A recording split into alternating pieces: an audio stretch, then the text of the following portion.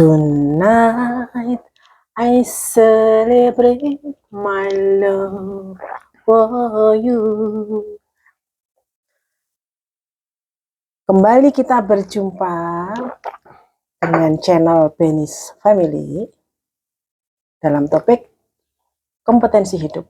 Nah, ceritanya channel kompetensi hidup. Channel kompetensi hidup ya, Pak. Nah, dalam topik apa sekarang? Nah, ini topiknya mau apa? Soalnya kita barusan jagong ini. Nah, kalau barusan jagong ya topiknya menggapai keluarga bahagia gitu aja. Oh ya, menggapai keluarga bahagia. Mudah-mudahan anak-anak kita ya, Pak. Ya, itu terutama ya untuk anak-anak kita, mau untuk siapa lagi? Dari kita untuk anak-anak dan oleh kita. Ya kan, makanya lagunya Tonight I Celebrate My Love for you, for you, for you, for you. Ya, kita menjelang suatu kebahagiaan kan, menjelang atau mau menyambut. Nah, itu dulu, kalau kita itu dulu. Oh dulu, oh ya, ini gue bocah-bocah. Ini anak-anak ya, kita sudah punya anak 5 itu. Ya, enggak sedikit. Jadi gimana tadi konsep? Wah, dari celebrate my love-nya itu jadi anak 5. Nah, sekarang kok berani-beraninya ya kita kemudian terinspirasi untuk mewujudkan keluarga bahagia itu, mewujudkan anak 5, menggapai keluarga bahagia itu. Ya. Tapi sebenarnya tidak mustahil bagi sebuah konsep tentang kompetensi hidup, karena kompetensi hidup itu juga salah satunya terwujudkan di dalam sebuah kolaborasi dalam sebuah wujud keluarga. Oh ya. Kalau kita lihat tadi di pernikahan mereka berdua itu kan sebuah, dikatakan waktu memotong kue itu dikatakan ini adalah kerjasama yang pertama. Nah, itu simbol sebenarnya kerjasamanya bukan yang pertama, tapi simbolnya dari sebuah awal kerjasama kolaborasi dalam sebuah upaya untuk mendapatkan keluarga bahagia. Iya. Tapi keluarga bahagia itu bukan berarti kita ini bahagia terus senang-senang, bahagia terus senang-senang terus mengatakan lihatlah kami yang bahagia, itu tidak. Bukan seperti itu. Ini hanya sebuah berbagi inspirasi saja. Kita juga masih menjalani. Ya, jadi masih upaya-upaya ya on proses, bukan on proses dalam arti apa, tapi memang hidup itu selalu proses. Tidak ada toh berhentinya kapan. Urip terus ya, karena seperti itulah. Maka ada yang mengatakan bahwa rumahku surgaku, ya. Berarti sebenarnya menggapai keluarga bahagia itu dalam mewujudkan bahwa rumahku ini surgaku, kayak ini rumah kita ini. Ya. Apa rumah kita mewah? Enggak. Ini saja. Apa kita kemudian susah? Ya, orang mau mengatakan susah, mau mengatakan apa juga. Yang penting itu kan di diri kita masing-masing. Jadi kaitannya kompetensi hidup di dalam menggapai keluarga bahagia itu adalah bahwa semua itu berpijakan pada pengenalan diri dan kompetensi diri gitu. Coba sekarang itu modal dasar ya. Ya, modal dasar. Jadi kembali ke yang anak 5 tadi. Oh bisa ya anak 5. Kalau enggak salah tuh soalnya dulu papa kan pernah atau bilang anaknya berapa ya? 5. Waduh. Kayak kira-kira waktu itu bareng. Kamu rasa apa nih? Rasa itu keberatan apa rasa gimana tuh? Oh, enggak, memang dari dulu tuh mama tuh memang kan papa tahu mama seneng sama anak-anak kecil toh. Nah, sampai sekarang pun anak cilik mesti aku bakal fokus ya kan. Nah, itu tuh setiap anak kita berumur 2 tahunan ya. Wis terserah arep donekke apa jenenge belandang-belandang ya terserah, tapi nyata nih. Setiap anak kita berumur 2 tahun ataupun 3 tahun. Itu mama tuh rasa ada keinginan untuk mau punya bayi lagi gitu loh.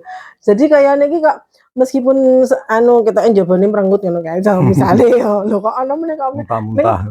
muntah-muntah ning janjane ati sing paling jero ki ra iso diapusi kuwi memang seneng. Memang ya seneng ya nggak bisa Kadang-kadang juga podcast seperti ini tuh kita rancang, padahal kita nggak rancang.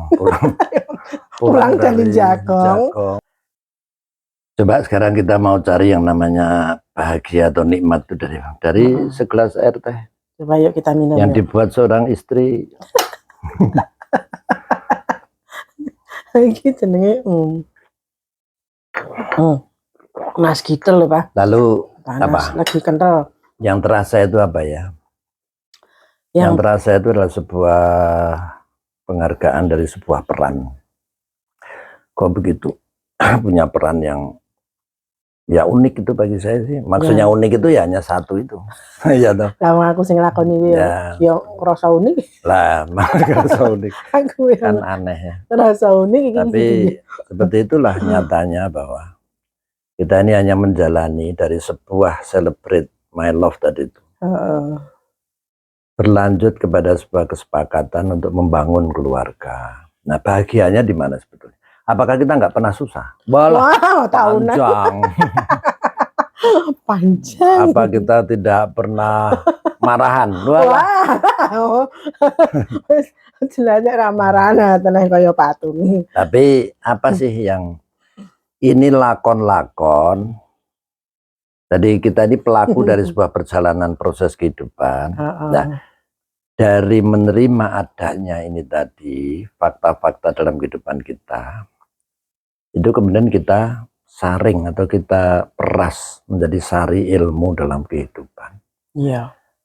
Sehingga kadang-kadang kemarahanmu pun cepat reda, kemarahanku juga balik meneh, balik. Karena lalu berpikir logikanya itu untuk apa sih? Loh, lucu ya untuk Pak? apa lah? Kadang-kadang untuk apa memendam sebuah kemarahan yang begitu panjang? Gak rugi amat ya.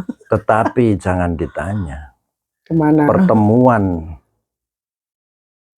dalam sebuah keluarga pun, kalau kita tidak bisa mengelola diri kita, itu justru hari-hari hanya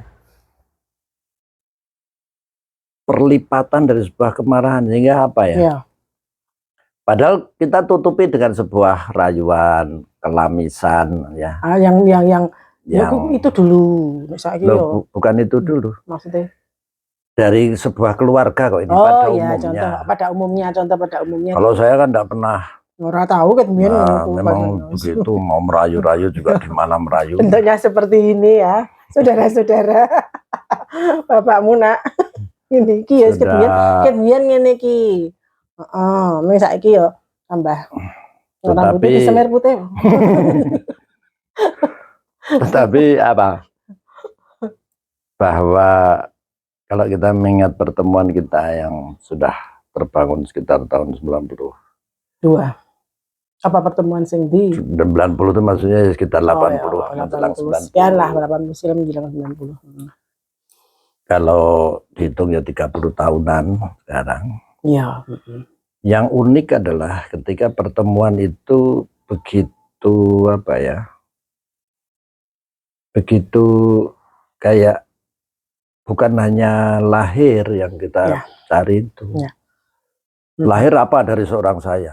Apalagi seorang Ita. Aduh. Nah, tetapi ada istimewanya. Tentang rasa batin ini yang tiap orang juga sama, sehingga terhempas-hempas oleh berbagai wajar ya kesulitan hidup itu tidak membuat kita menghempaskan diri kita kepada suatu perpecahan gitu loh. Nah itu. Nah ini bisa menjadi inspirasi untuk anak-anak kita. Bukan harus seperti saya. Ora iso jenenge lakoni wong, ora iso kudu. Tapi yang perlu diambil bahwa apa sih tujuan kita bertemu? Nah, bertemu sendiri bisa mempertemukan, kan bertemu. Ini bisa mempertemukan, tapi bisa juga malah memisahkan. Dalam arti memisahkan itu terjadi satu pemisahan. Misalnya kita ini saya dokter, kamu dokter, bertemu. Nah, ternyata kemudian pertemuan ini hanya membuat kita tidak dipertemukan, atau kalau bahasanya itu kayak tidak dipertalikan gitu ya. Tapi hanya memelihara suatu kerenggangan yang diliputi oleh satu kepentingan-kepentingan duniawi, ya kan? Yang tidak bisa dirasakan nikmatnya kecuali ketika dunia menilainya, atau ketika kita berhadapan dengan dunia, maka seolah-olah dunia ACC, oh kamu bagus, jadi pas berpasangan cukup menghasilkan kekayaan atau kebahagiaan dunia.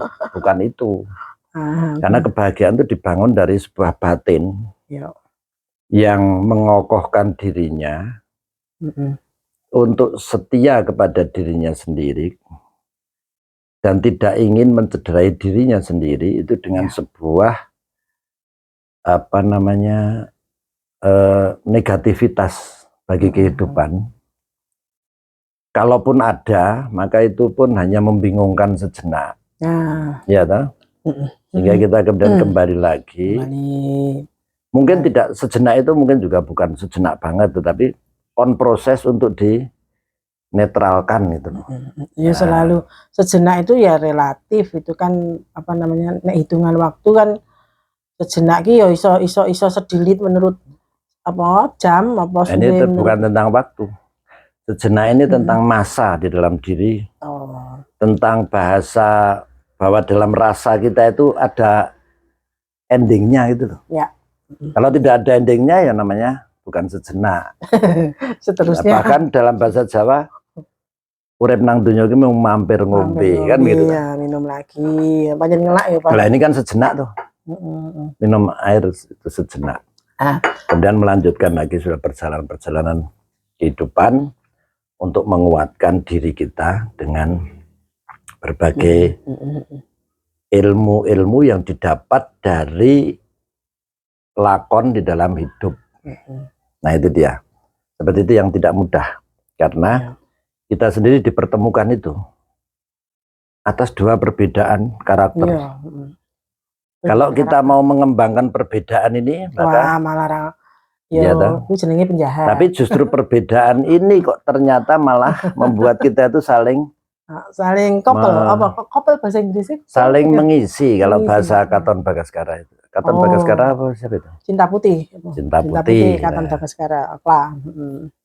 Nah iya, justru malah itu, jadi jangan khawatir. Cukup bagiku hadirmu membawa cinta selalu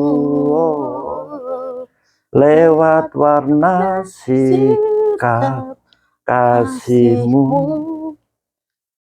Apa lupa gitu ya. Saire ya wis terus ke dewasa iki. Bila kau bertanya sejauh mana cinta membuat bahagia. Ya itu. Apa itu? Bila kau bertanya sejauh mana cinta membuat bahagia. Terimalah apa adanya, dua beda menyatu. Nah, dua beda menyatu.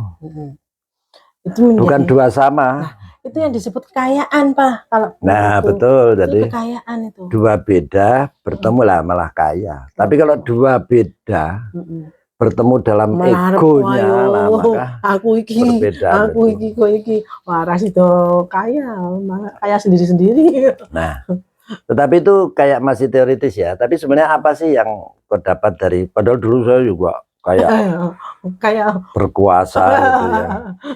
Kira-kira apa?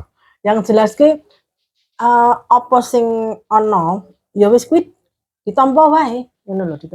Meskipun fisik iki janjane ya, fisik itu enggak menjamin. Misalnya ya papa marah. Aku kan yo wah kok nesu ta iki.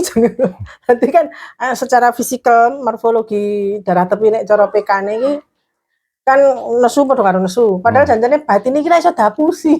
Ora iso nesu wis. Berarti ada di lubuk hati itu ada sebuah kebersatuan yang sudah terbentuk. Ayo kuwi. Nah itulah yang kemudian membuat kita ini seperti memang pernah bertemu. Iya kuwi. Karena apa? Kesepakatan ini kayak kokoh aja gitu. Iya. Padahal, aduh, Wis terbuka, dikoyak-koyak wis oleh ora karuan, berbagai obat ora karuan. keadaan ya.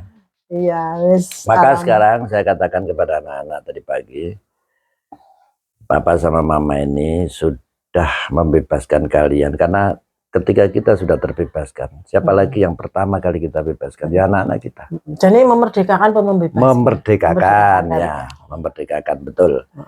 Jadi memerdekakan ini artinya ada otoritas bagi tiap-tiap diri untuk menentukan. Ketika dulu kita mengekang mereka, ternyata ada sebuah keterpaksaan yang terbangun di antara mereka dalam hubungannya kepada kita. Tetapi waktu demi waktu kita juga menyadari bahwa setiap dari anggota rumah ini haruslah mendapatkan kemerdekaannya. Kemerdekaan itu maksudnya apa? Otoritas diri. Makanya kompetensi diri kita yang kita temukan harus juga ditemukan oleh anak-anak kita. Sebagai pelanjut dari perjalanan kehidupan ini. Sehingga kita tidak lagi mendapatkan apa ya? Secara batin itu rasa apa? Ketertekanan, keterpaksaan. Anak ini mendapatkan sebuah beban kehidupan dari akibat menjadi anak kita. Ini kan tidak bisa ya. Anak itu punya pribadi masing-masing, toh. Tetap. Kalau Khalil Gibran mengatakan anakmu bukanlah anakmu, dan itu sebetulnya bukan kita mau kemudian anak kita bukan anak kita, ya tidak. Ada tetap tapi keterkaitan batin ini sudah tidak bisa dikoyak juga antara orang tua dengan anak. Bagaimana susahmu waktu membawa anak-anak ini dalam sebuah perjalanan yang begitu jauh melintasi samudra seperti itu. Dan aku sudah lebih dulu datang ke sini dan kita kemudian membangun sebuah kehidupan yang sulit. Tapi di saat itu kayaknya juga karena kita ada dalam keluarga, anak-anaknya senang saja. Senang aja, karena apa? Nah itu pada saat itu karena aku di sini tuh punya apa ya istilahnya punya loh. Aku arep marani sing jenenge nyawa Benite Saktiari. Ada makhluknya itu. Anaknya langsung karena ingatan yang iki aku ki nggawa anak-anak nyawa Benite Saktiari iki sehingga ono semangat dan nganu progres gitu loh. Di jalan tuh aku nggak sedih sama sekali, wong anak-anak ini malah pelayon padahal cilik-cilik. Bener dipikir repot banget lah, kabeh 3 anak masih susu botol. Tapi itu nggak menjadikan aku jadi beban berat. Tapi ini bahasa Indonesia karena ini kan dilihat yang banyak ya. Jadi kayaknya dari kalimatmu tadi intinya setiap perkara itu tidak dijadikan perkara. Itulah simpul dari sebuah rasa bahagia yang terjaga itu. Begitu banyak perkara dalam kehidupan. Katanya orang. Iya. Tapi tidak mesti menjadi perkara untuk kita. Karena bisa jadikan bukan perkara. Bisa dijadikan bukan perkara. Kalaupun itu perkara, sejenak saja kita. Sejenak itu untuk mempelajari. Karena dalam fakta itu memang ada sesuatu yang bernuansa perkara. Tapi setelah kita kaji itu sebuah kenyataan yang ada ilmu di dalamnya. Ya kan? Sama juga sakit seperti itu. Sakit itu kita anggap fakta. Karena fakta itu ada dalam diri kita. Maka kemudian kita mencari solusi. Dan kita yang tahu. Dan kita yang tahu karena kronologinya ada bersama hidup kita. Iya. Seperti itu. Nah, apakah hal seperti itu kemudian serta-merta dialihkan pada orang lain untuk penyelesaiannya? Ya nggak bisa. Ya nggak bisa. Itu yang sering Papa ingatkan ke aku kan itu. Aku tuh memang harus ya gitu. Apa nek diingatkan ngono ki yo eling. Ya memang keberduaan kita kadang saling mengingatkan. Ayo gue. Saling mengingatkan dalam kebaikan atau tentang kebaikan kan begitu. Nah, tadi yang sakit tadi itu juga bagian dari kelanjutan dari podcast kita yang lalu yaitu sains. Sains dan opini. Maka sakit ada dalam diri kita itu fakta. dari fakta itulah nanti akan berbuah sains. Membaca fakta secara apa adanya fakta akan menghasilkan sebuah pemahaman, sebuah ilmu bagi diri kita sendiri. Dan itu yang kemudian akan menguatkan. Ya. Maka kalau dikatakan hati gembira adalah penyembuh, maksudnya bukan terus-terus gembira, enggak. Tapi menemukan kegembiraan dari sebuah sakit atau penyakit yang ada dalam diri kita untuk kita kaji secara mendalam kronologinya. Kemudian terjadi seperti itu. Lah dokter di sini kata Hippocrates kan bertugas untuk menjadikannya apa namanya itu? Menjadikannya ya, pasien itu menjadi dokter sendiri. Jadi kita pasien dokter sendiri. Nah, menjadikannya dokter. Oh ya. Jadi bagaimana sih pasien ini yang menjadi punya dokter dalam dirinya itu? Kemudian dokter ini menjadikan itu betul-betul sebagai dokter di dalam diri tiap pasien secara filosofis seperti itu. Memang hal ini apa ya, kalau kita bahas dalam konteks perdebatan mesti kita ya ada. Tapi coba rasakan, menjadikan dokter, setiap manusia itu ada dokter, ada proses menyembuh dalam diri yang sudah kita bahas dulu. Sense of doctor itu ya? Nah, bukan sense of doctor. Proses fisiologis dalam tubuh kita itu akan selalu bekerja untuk memperbaiki dirinya sendiri. Nah, ketika ada kelalaian, maka kemudian terjadilah satu sakit. Tetapi tetap proses di dalam tubuh kita untuk menyembuh itu ada. Nah, kita sebagai dokter ini hanya perlu menjadikannya itu memang betul-betul menjadi dokter bagi diri sendiri. Nah, itu pasiennya yang punya diri harus mau dong. Kalau tidak mau bagaimana? Tidak bisa. Jadi ini memang filosofis agak rumit, tapi saya kira ini kemarin Mama mencoba untuk mewujudkan. Aku ingin menggali. Ini secara akademis dokter, tapi maksudnya mewujudkan itu tadi loh, dokternya tadi lah. Kemarin kan Mama sakit apa? Ya kan beberapa hari itu kan Mama kayak enak bodi lah, suak. Nah, itu tak coba kira-kira nek loroku iki, lemesku iki tak turuti. Bahasa Indonesia bisa. Kalau sakitku ini tak turuti, kan lemes ya, lemes, lemah, males. Apa kalau orang di sini bilang malas bangun gitu ya. Kalau dituruti kita itu mau nuruti apa? Nuruti keperluan bahwa kita mau bermanja-manja, yang tambah melemahkan, atau kita mau belajar, mau mencari apa sih ini yang bikin lemah. Ya, akhirnya malah Mama tak bikin aku yang masak ya macam-macam daily activities tetap Mama lakukan kan. Jadi akhirnya malah enak. Istilahnya tuh malah loh, kok malah jadi sigrak. Ya wajar karena imunitas tubuh kita turun. Nanti pada saatnya dia pas mau minta diistirahatkan ya nggak apa-apa kita istirahat sebentar. Iya dong. Tapi kalau memang kebutuhan istirahat, kebutuhannya makan ya makan. Tapi nggak usah kita ngikutin opini tadi loh, bahwa kalau sakit itu harus lemes itu loh. Opininya itu kan kalau sakit itu harus lemes. Gini, memang munculnya opini itu kan muncul dari emosionalitas seorang yang dilanda sakit. Maka sekarang ketika kita dilanda suatu sakit dan kita menamainya sebagai suatu, katakan, wah ini mengganggu tubuhku, harus istirahat. Maka kemudian emosionalitas ini tadi tidak membuatnya kita mengkaji, tapi justru kita seperti nggak mau. Nah, nggak maunya ini loh sudah terjadi di dalam diri kita, kok nggak mau. Ya. Nah, boleh kita berusaha untuk membuat kita jangan turun kemampuan tubuh kita dengan berbagai cara. Tetapi logikanya, karena dengan aku menguatkan diriku, maka keadaan tekanan-tekanan dari lelahnya hidup atau lelahnya keseharian aktivitas ini tadi bisa aku netralkan kembali. Ya, dikembalikan lagi. Kan begitu. Kayak pesawat jet itu. Itu ada sistem di mana ya kalau miring nanti akan kembali lagi, karena di sini, di mana itu saya nggak tahu pasti tempatnya itu, akan ada sebuah penyeimbangan kembali. Memang seperti itu yang diinginkan. Nah, kita pun cuman kita di situ justru kita bisa menggunakan satu aspek kesabaran kita, Iya. kemudian aspek bagaimana kita menguatkan diri kita.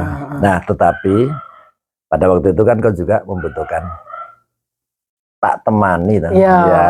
Paling kan papa nawarin toh. Ya. Aku harus apa? Cukup ditemani saja. Nah, karena raurung ya aku dewi sing anu. ya, tetapi kesadaran itu kan bagus. Kemudian aku hanya untuk terlibat di dalam proses menyembuhnya dirimu. Nah, bantunya itu. Tidak kemudian saya malah bikin opini. Wah ini loh bagaimana? Padahal saya nggak ngerti loh yang terjadi dalam tubuhmu apa. Lah iya. Memang kemudian pemahaman tentang teori-teori kedokteran ada, tetapi kita harus memberitahukannya itu harus tepat. Tepat waktu, tepat apa namanya orang ya. Karena sebetulnya Hippocrates sendiri pernah mengatakan bahwa lebih penting mengetahui siapa yang sakit daripada penyakitnya itu sendiri. Artinya apa? Saya harus melihat. Kalau ini istri saya sendiri saya tahu karakternya kok. Lah sedangkan pasien lain ya kita baca. Masing-masing punya potensi atau punya kelemahan apa. Lah itu yang kita kuatkan. Kita membantunya di situ. Kemudian diperlukan obat-obat tertentu yang sifatnya simptomatik, analgetik atau kemudian antibiotik kalau memang ada suatu potensi infeksi untuk membantu dia menyembuh kembali. Kan begitu konsepnya. Nah, itu konsep dasarnya seperti itu. Masalah apa namanya itu kecanggihan dari alat yang ada lah itu modalitas juga, tapi harus kita kendalikan di dalam kita yang harus canggih dulu, jangan alatnya. Kita yang harus canggih dulu dalam berpikir. Baru alat itu kita gunakan setepat mungkin bagi menguatkan si pasien kembali dan memberitahukan hal-hal apa yang mungkin ada di dirinya yang tidak terdeteksi oleh alat lain. Tetapi kemudian hasil yang ditampakkan ini tadi harus kita juga kelola agar pasien tetap mempunyai apa namanya proses menguat sedapat mungkin. Kita kan bukan menghadapi pasien seperti mama. Kita menghadapi pasien yang sudah berat, macam-macam. Tetapi tetap pegangan dasarnya bahwa kita harus menguatkan si pasien itu karena dia manusia, kan begitu. Memang benar. Jadi aku sekarang ini Pak, mungkin mau disebut paham atau setuju atau concern bisa. Jadi kenapa bahagia itu adalah apa obat ya? Nah, hati gembira adalah obat. Hati gembira itu artinya begini, hati gembira itu yang pengalaman yang tak rasakan kemarin itu istilahnya ki nompo, oh aku ki lagi nganu ki, lagi lemes ya katakanlah lagi lemes. Ya ora apa-apa, tapi bukan berarti marake sedih ya. Ya itu, makanya jadi itulah seperti nompo. Gembira ki pertama bisa menerima dulu. Jadi fakta itu kita terima. Tidak kemudian justru kita goncang-goncang sendiri ya toh. Tapi kan kadang-kadang ada suara mengeluh itu kan macam-macam. Aduh, ini saya setengah mati, saya sudah mau mati lah. Itu kan dia melebihkan keluhan itu, sehingga membuat panik sekitarnya. Maka yang keluar itu bukan kemurnian dari masalah itu. Karena sebenarnya kalau sakit akut ya, misalnya katakanlah usus buntu, APP atau kolik ya. Sebenarnya kan ketika kita redakan dengan analgetik sudah. Nah setelah itu kemudian pasien memproses lagi. Bukan kemudian dia malah melebih-lebihkan keadaannya. Tapi kan karakter tiap orang beda-beda. Makanya kita harus mampu membaca karakter tiap-tiap pasien kita untuk bagaimana kita berperan itu sesuai gitu loh. Menjadi dokter, menjadikan dokter bagi pasien itu tadi ya. Gitu. Jadi ini kaitannya dengan mencapai keluarga bahagia apa nih kalau kita tadi kesana jauh sekali. Loh, keluarga bahagia tidak akan jauh. Masalahnya ketemu juga sama. Iya, tetap keluarga bahagia itu maksudnya ya kalau menerima keadaan tadi dengan bisa menerima, ya kan? Itu kan jadi bahagia. Nah, sama seperti penyakit tadi. Bahagia emangnya kelihatan kan bahagia. Kalau ibaratnya ini rumah kita, ya toh. Rumah bagi yang kau bilang nyawa tadi, maka kalau di dalam itu ada suatu ketidaknyamanan, ya kita bisa menerima dulu. Kemudian mencari akarnya di mana, proses menyembuhnya bagaimana. Karena tiap guncangan yang kita rasakan dalam keberduaan, selagi masih menginginkan rumahku adalah surgaku, ya tentu akan kita bisa wujudkan. Iya. Tidak perlu. Rumahku adalah surgaku. Ya jangan Rumahku. kok bisa bilang sini rumahku. Ini nggak usah rumahku, rumahmu adalah surgamu. Ya tidak juga bisa begitu, karena bahasa rumahku surgaku itu adalah bahasa sabda diri atau kesaksian diri, tidak bisa. Dirasakan sendiri-sendiri. Dirasakan sendiri dan harus ditemukan gitu. Tapi potensi itu ada. Jadi kesimpulannya sekarang supaya pemerhati ini bisa mendapatkan satu kesimpulan dari yang kita bicarakan di bawah. Setiap keadaan di dalam sebuah rumah tangga atau dibesar-besarkan atau tidak dijadikan perkara itu ada dalam kekuasaan kita. Nah, berarti menggapai keluarga bahagia itu sebetulnya bukan sulit apabila diniatkan, diinginkan oleh komponen di dalam rumah tangga itu. Ya. Maka sebetulnya terucapkan atau tidak, saya telah bersyukur menjadi suami bagi dirimu. Maka kemudian betapa bahagia sekarang ya. Dan kemudian anak-anak kita, ini rasa syukur ini tidak juga bisa diucapkan dengan hanya kalimat syukur ya. Sebenarnya nggak bisa sebetulnya diucapkan. Ada sebuah rasa yang dari waktu ke waktu, karena pertemuan kita itu mengingatkan akan potensi-potensi yang kita miliki, maka itulah yang sebetulnya menjadi syukur. Yeah. Jadi karena adanya dirimu di samping diriku, membuat diriku menjadi menemukan kompetensi diriku. Yeah. Maka ini sebuah wujud yang tadi saya katakan, saya merasa bersyukur. Kesyukuran, sebuah bentuk kesyukuran. Kau sendiri juga barangkali mendapatkan hal yang serupa, lah itulah kemudian pengenalan diri, pengenalan kompetensi diri. Kompetensi diri ini adalah kesadaran penuh tentang diri kita yang hendak senantiasa akan kita ketahui dan kembangkan dan wujudkan. Nah, otomatis apabila kita bersepakat tentang itu, maka kita akan menemukan kebahagiaan di dalam pertemuan kita. Nah, pertemuan kita menjadi sebuah bentuk yang lebih luas daripada diri kita. Karena keluarga ini imamnya saya, berarti saya juga ini diri saya juga yang harus saya jaga. Ya kan? Seperti itu. Nah, nanti juga masing-masing anak-anak kita juga harus mengembangkan hal yang serupa. Diri per diri, nanti dari diri per diri juga mereka akan mengembangkan keluarganya mereka. Iya, pada saatnya nanti. Karena sebagaimana yang sering saya beri dulu ya, anak-anak tak beliin komik wayang Mahabharata itu. Apa sebetulnya yang saya inginkan? Karena saya suka sekali dengan wayang itu. Karena ada filosofi mendasar tentang kehidupan kita. Nah, tadi tak ceritakan bagaimana Pandu bersama Dewi Kunti dan Madrim harus terbuang ke hutan. Maka seorang raja ini ketika hidup dalam hutan ya menjadi seperti apa adanya lingkungannya. Padahal dia mempunyai terah raja, artinya dia mempunyai kompetensi itu yang begitu besar. Otomatis dia mengajarkan pada anaknya juga kompetensi yang besar. Berarti terah raja ini tadi meskipun hidupnya di alam hutan, tetaplah dia adalah terah dari raja. Maka mereka kompetensinya itu kemudian menemukan kebersatuan di dalam Pandawa 5, yang kemudian ketika Pandu dan Madrim sudah meninggal, maka bersama Dewi Kunti dia senantiasa mengembangkan potensi dirinya, meskipun ditentang oleh arus angkara dari si pihak Kurawa. Ini tetap akan terjadi dimanapun. Tetapi bagaimana kemudian Pandawa 5 ini senantiasa mengutuhkan dirinya, itu poinnya. Dan pengutuhan diri itu sekarang, apakah mentang-mentang dia lahir di hutan kemudian menjadi orang hutan? Tidak. Dia tetaplah punya kompetensi seorang raja. Maka perjalanan dia kembali dan harus berhadapan di dalam Bharatayuda dengan sepenuh kompetensi yang dia miliki, dengan sepenuh kesetiaan kepada kompetensinya, maka menjelmalah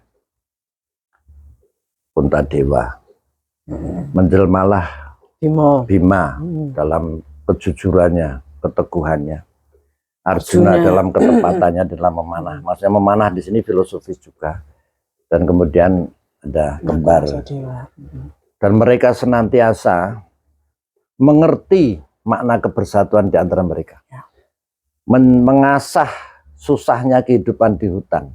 Tetapi untuk mendapatkan kompetensi raja. Maka semesta mempersilahkan dia untuk mendapatkan hal itu. Ya kan? Maka anak-anak jangan lupa dengan betapa kalian dibesarkan di dalam sebuah suasana dan kemudian kalian harus juga mengalami kesulitan-kesulitan dalam kebersamaan dengan kita. Tetapi ketika hari ini kalian sudah mendapatkan rasa merdeka, maka wujudkanlah kompetensi kalian. Untuk kalian saksikan sendiri. Saksikan dan lakukan. Saksikan dan wujudkan di dalam kehidupan selanjutnya. Mulai hari ini dan seterusnya. Kompetensi apapun, bukan kompetensi itu hasilnya bukan, tetapi kompetensi adalah wujud dari mengertinya kita terhadap diri kita sendiri. Ini sebentar ada pertanyaan, karena pasti anak-anak juga sudah pada baca ini kan, buku Pandawa 5. Jadi Mama mau tanya nih Pak, perang Baratayuda itu sebenarnya perang terhadap apa? Apakah ada kebaikan dan keburukan, terus keluarganya yang 100 orang itu apa? Kurawa. Terus apakah keluarga Kurawa itu jelek lalu harus diperangi atau bagaimana? Atau perang terhadap dirinya sendiri dalam menghadapi situasi? Ya, sebetulnya itu dilihat dari mana dulu. Kalau kacamata kita, kita ini mau enggak berperang sebetulnya. Bukan berperang melawan orang lain. Ya, melawan diri sendiri. Karena di dalam anasir-anasir diri kita juga bukan berperang yang harus berdarah-darah di sini, tapi dipahaminya, dikalahkannya hal-hal yang tidak diperlukan bagi kemuliaan kehidupan kita. Nah itu nak, dikalahkannya hal-hal yang tidak merupakan jalan pijak bagi sebuah kemuliaan kita, dan juga rasa-rasa yang juga tidak perlu berguna, maka ini bisa dieliminasi. Sebetulnya seperti itu. Tapi kenapa itu dikatakan perang? Ya karena ada dalam diri kita sendiri. Kan kita mau ngomongan kehidupan kita kan pasti ada sih. Lanjut nggak ya? Misalnya tak ngenek pura. Gini nggak ya? Itu kan ya itu namanya perang omong-omongan. Tetapi boleh saja kita itu ada kelirunya. Kalau keliru masih keliru itu bisa bisa kembalikan lagi. Makanya kita bersama anak-anak kan tidak pernah menerapkan kamu benar kamu salah, enggak lagi. Biarlah masing-masing. Karena nanti misalnya ya kemarin tadi pagi ya anak-anak katanya ke rumahnya Budi sama-sama. Ya biar kita juga tidak mengatakan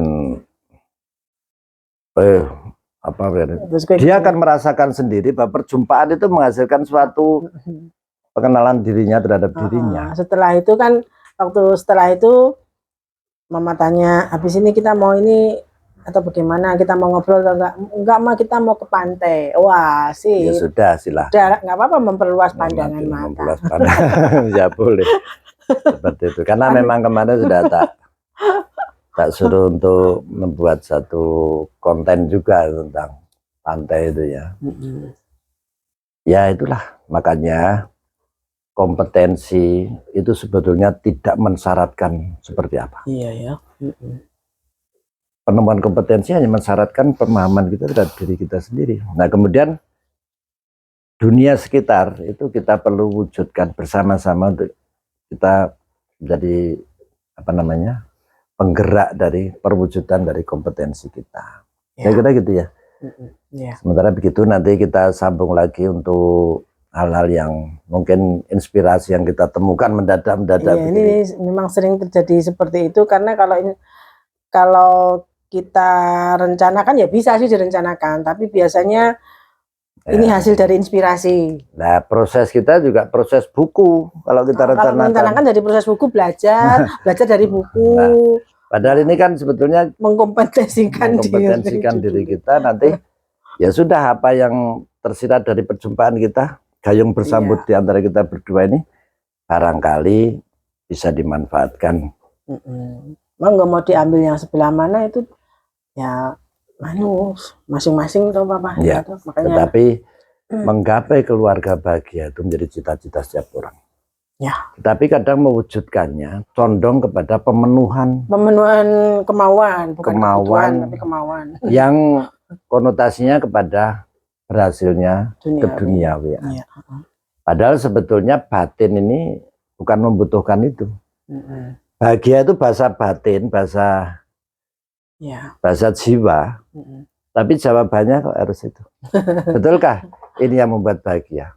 Tidak. Kan yang merasakan, kita yang merasakan yang minum gini nih. Oke. Rasanya enak. Saya kira begitu ditutup. Bareng terus. Jadi gitu anak-anak kami dan para pemerhati channel Venus Family. Terima kasih. Selalu to be continued ya Pak. Of course. Okay, of course. Jangan lupa lagi. Oh iya, ini terus terus gambar loncengnya supaya bunyi. Oke, baik dah.